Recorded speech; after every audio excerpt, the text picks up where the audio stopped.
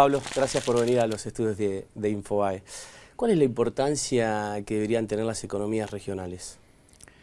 Bueno, la importancia que deberían, como vos bien decís, es algo que le tenemos que dar un marco apropiado donde el 57% de los productores agropecuarios provienen de las economías regionales, donde damos trabajo a más de 625.000 trabajadores temporarios, y si nosotros tenemos en cuenta también los productores que están insertos dentro de las economías regionales, estamos dando, digamos, un panorama, estamos hablando más aproximadamente de 900.000 trabajadores que implican las economías regionales. A su vez, cuando uno ve la mesa diaria nuestra como argentinos, es donde se compone digamos, lo que es la mesa alimentaria de todos los argentinos. Cuando comemos un queso, una leche, aceitunas, tomamos un vasito de vino, es decir, las cerezas, la frutilla, mirá, el propio mate que nos acompaña momento a momento, ¿no? Así que eso hace lo que hace a las economías regionales, donde está el pequeño y mediano productor, la pyme agropecuaria, la pyme del interior profundo, la que hace arraigo, la que cuando consigue, digamos, está en trabajos en el interior, tenemos tranquilidad, digamos, social, y no cuando se me cierra una fábrica del interior, que nada más esos trabajadores que teníamos tienen que venirse al conurbano bonaerense, ¿no? Gestando un mayor costo social, un mayor costo económico donde el Estado lo tiene que poner. ¿Y sentís que este gobierno tiene en realidad la visión de un país fuerte basándose en economías regionales, en economías provinciales? No, creo que, a ver, los propios funcionarios de la Secretaría de Agricultura lo están reconociendo. Falta que se le dé una mano, digamos, esa mano que el sector de las economías regionales requieren, es decir, no fueron atendidas, son escuchadas pero no atendidas.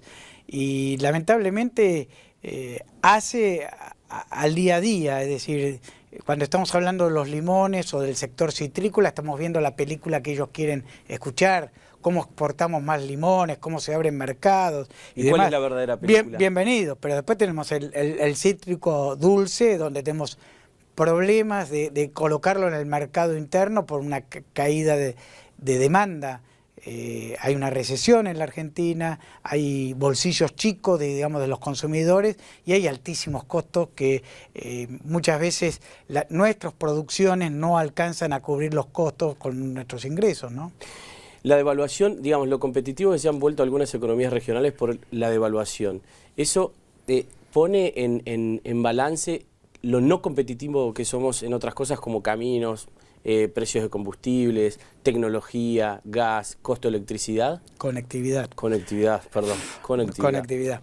A ver, la devaluación, yo te voy a decir cómo nos calza para que la entendamos. Te pregunto esto porque el discurso, o parte del discurso hoy es, bueno, no se pueden quejar, hoy con la devaluación somos más competitivos, y cuando uno va al interior a ciertas economías dice, bueno, el dólar afecta, es una variable, pero es una variable más. No, es cierto que nos ha mejorado la competitividad, sí, pero a ver en qué momento se produce. Nuestras producciones generalmente entregan a partir de noviembre, empezamos con el arándano, con la cereza, y terminamos en el último, digamos, trimestre, en marzo, casi no llegamos en abril. Es decir, nuestros productores entregaron la producción en pesos, y fue negociado el valor que entregaron en cómodas cuotas, digámoslo así, en pesos hasta terminar el año. La devaluación se produce de mediados de abril hasta este momento. Por lo tanto, ningún productor de las economías regionales recibió el beneficio de esa devaluación. Sí. Eso sí, en contramarcha tuvimos, todos nuestros costos fueron dolarizados salvo la mano de obra. Y ahí tenemos un gasoil que está dolarizado, los fertilizantes, los agroquímicos, la semilla, lo cual pone en jaque, digamos, que la empresa agropecuaria PYME no tiene espalda para financiarse, menos con la inflación que tenemos y menos con las tasas que tenés. Mencionaste la mano de obra. ¿Cómo está hoy digamos, el tema de mano de obra en el interior, los que andamos ahí trabajando sabemos que no es fácil hoy tener mano de obra eficiente, constante, la que uno deseara tener en la empresa. Mira, nos cuesta mucho hay dos cosas. Por un lado, hay trabajadores que tienen planes sociales. Esa gente generalmente no quiere perder su plan, aunque tengan el plan en palme, que se suspende por 2 meses. A ver, nosotros le hemos demostrado al Ministerio de Trabajo, lo hemos hablado, con grandes firmas que tienen graves problemas para abastecerse de mano de obra.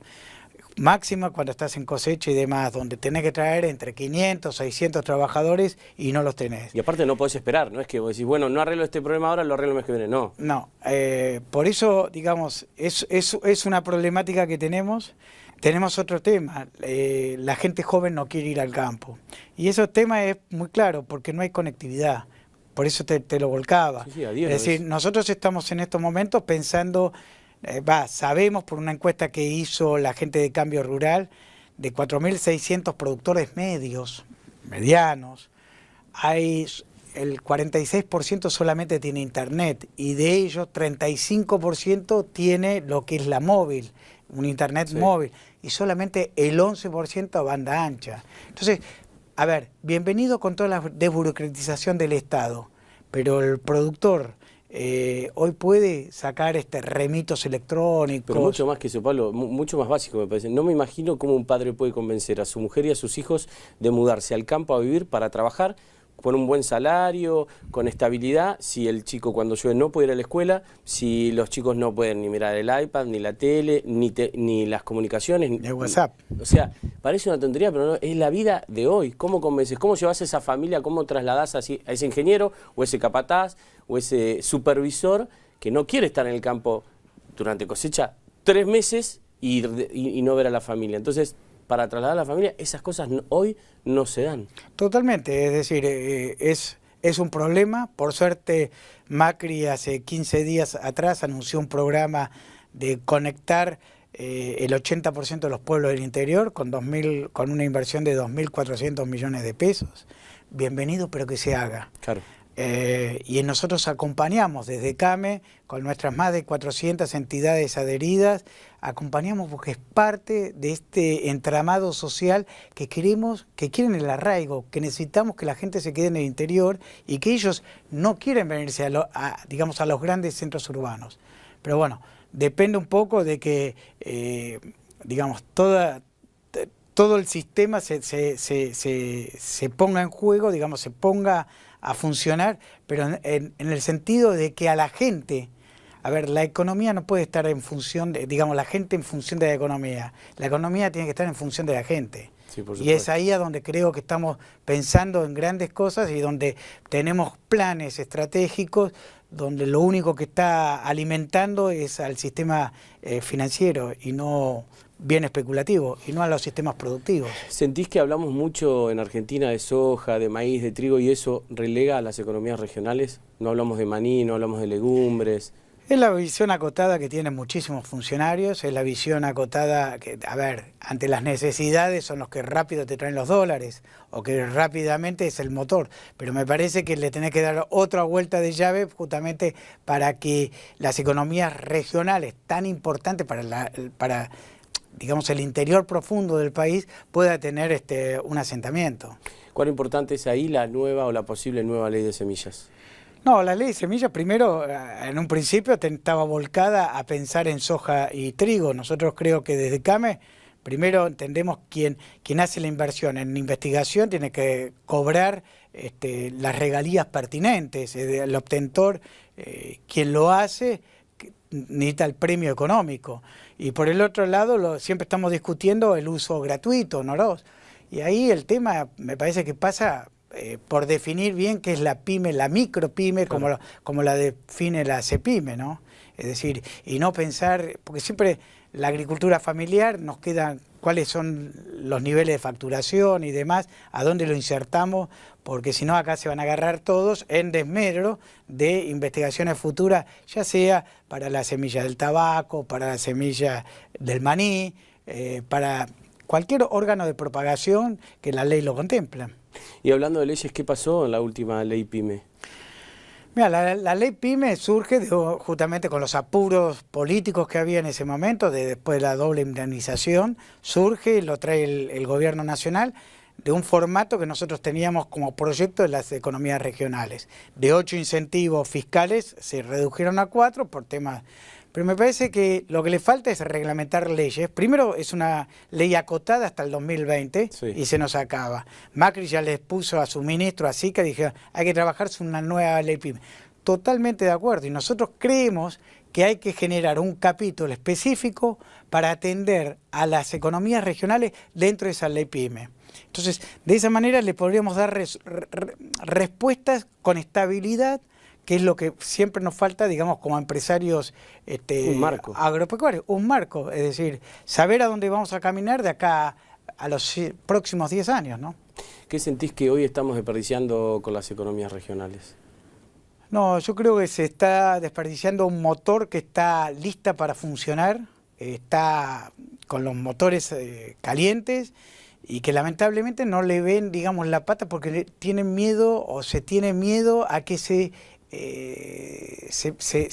quiere dar una predominancia como sector, es decir, que es entenderla y jugarle, es decir, darle incentivos que lo requiere.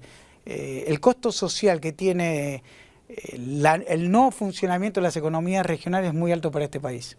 ¿Sentís que este gobierno camina poco el interior y es por eso que no tiene una visión más clara de las economías regionales? Yo no sé si caminan poco, en eso no estaría, pero sí hay en ciertos ministerios, no en todos, pero sí en ciertos ministerios, una visión netamente de un país homogéneo. Y creo que lo que tenemos que estar hablando es que este país no es homogéneo. Hay asimetrías, por supuesto. Hay asimetrías muy marcadas y esas asimetrías justamente se achican si nosotros creamos una nueva ley PYME donde le damos al pequeño, a la pyme, al pequeño productor, le damos los incentivos que requiere. ¿Y sentís este país, bueno, ahora que estamos en una coyuntura realmente complicada, digamos, sentís a una Argentina saliendo adelante sin las economías regionales, ocupando ese lugar tan central que desde CAME se dice y bueno, nosotros también, ¿no? Porque nosotros sostenemos que las economías regionales debe ser nuestro arraigo por haber nacido en el interior, pero la verdad que el efecto derrame que tienen las economías en las ciudades, en las provincias, bueno, un poco lo charlábamos recién fuera de cámara, ¿no? La cantidad de industria que tiene el interior del país y sin embargo estamos ahí esperando el momento justo. No, a ver, no creo un desarrollo del país sin las economías regionales. A ver, es cierto que es más cómodo para el funcionario de turno como vos decís, pasar este mal momento financiero, pero una vez blindado el gobierno, como hizo ya con el Fondo Monetario Internacional, que ya tienen, digamos, previsibilidad de los pagos de deuda futura hasta el 2020, creo que es un momento de empezar a decir a qué sectores empiezo a beneficiar y por qué lo hago. Para mí me parece que las economías regionales cubren un rol estratégico, es decir, aquellas... A ver, ¿qué pasaría si le encontramos el zapato a La Rioja y Catamarca con las aceitunas? ¿Por qué no darle, y el 95% de esa producción se exporta, ¿por qué no darle los incentivos que necesita esa actividad para que puedan aflorar, digamos, trabajar en su plenitud, en su potencialidad? Vos fijate que uno de los graves problemas que tiene el sector olivícola en esta zona de Cuyo es que tienen que sacar riego, son electrodependientes, sacan riego de 200 metros de profundidad. ¿Eso qué significa? Un costo altísimo. Y cuando uno ve, suponete, yo me pasé hace poco por Nueva Washington, ahí en el límite entre La Rioja y Catamarca, y hay plantaciones olivícolas que están secas porque no se pudo regar, porque porque los costos de regar no son altísimos. Son altísimos, lo cual dejaron afuera al margen producciones. Y vos sabés que una plantación olivícola empieza a producir con bajos rendimientos al 8º, 10º año. Hemos perdido superficies que estaban implantadas por no poder darle la gotita de agua necesaria, ¿no? ¿Cuál es Entonces, el rol? el funcionario tiene que entender que hay actividades que son, sí o sí necesitan del agua, y es un desierto, y si no le damos la energía necesaria para poderla extraer, estamos complicados. ¿Y cuál es el rol que deberían tener los gobernadores? No, acompañar y ver a ver, yo también creo que dentro de las provincias existen economías regionales. Totalmente. Por decirte, en la provincia de Buenos Aires, que muchas veces me la quieren insertar y demás, creo que POAN debería tener a través de la legislatura, por decir algo, diferenciaciones, incentivos con respecto a Pergamino, Arrecifes, Chacabuco. Por comentarte algo de, claro, digamos, de lo que nosotros conocemos de la provincia de Buenos Aires. Y eso tiene que existir también en las propias provincias. No es homogéneo tampoco en el propio territorio de las provincias. Entonces, ahí es a donde tienen que estar actuando los gobiernos provinciales para incentivar actividades que, bueno, son necesarias por el arraigo que generan, ¿no? Perfecto. Muchas gracias, Pablo. No, por favor, Joaquín.